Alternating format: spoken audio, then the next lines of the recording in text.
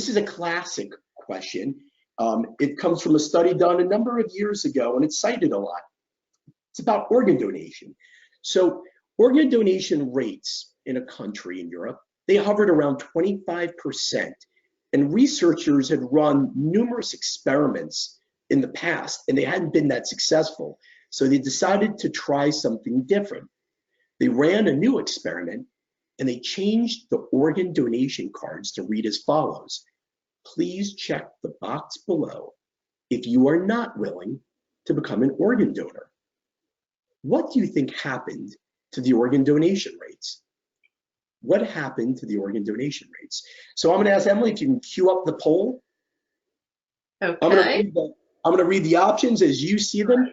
Did A, organ donation rates increase by 15%? Did they B, did they decrease by 15%? C, did the donation rates increase by 60 to 80%? Or D, the organ donation rates increased about the same? Basically, when individuals were told their choice would save lives. So how about it? Which is the answer that you think is most likely to represent the outcome from this choice architecture problem? Great. We've got about 80% have voted already. I'm going to give people one more second here, and then I'm going to close this poll.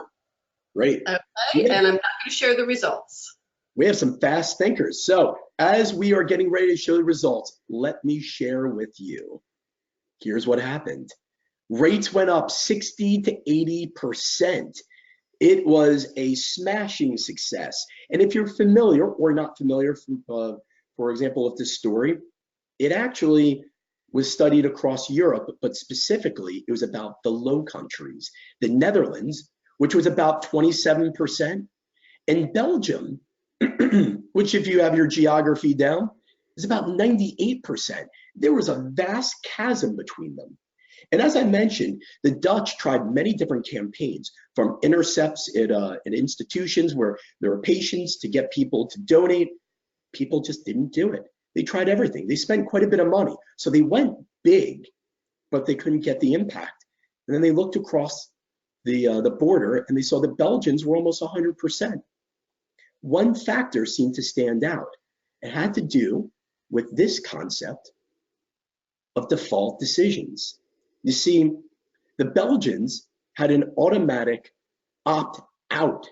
So you had to make a conscious choice to opt out, not to donate your organs. And the thing is about this is that when we are faced with very difficult, complex decisions, like what I should do with my organs when I've died, there's deep religious and personal philosophies that run under this, and it's a knee-jerk decision or a quick decision, we often will choose to do nothing. This has been shown time and time again with default or opt-in, opt-out research, that as creatures of habit, we do our best to avoid difficult decisions. So in the case of the Belgians, they made the decision a whole lot easier. You had to opt out. So you were in that situation, you didn't want to make a difficult choice. That's why they ended up with 98%. The Dutch changed their organ donation card, and so did many other countries, and the results were staggering. They went way up, as you can see from the result, going up 60 to 80%, and they continued to drive up afterwards. By the way, you can see choice architecture in many other places. If you haven't recently given a tip or gone out to a restaurant, you probably might not have noticed this, but in the US and many other places, automatically now, you're given options for what tip to give. Moreover, you'll see in restaurants, there'll be a default that's picked, 18%, and you have to check off of it, making the giver feel guilty, even if it's above what you normally would have given.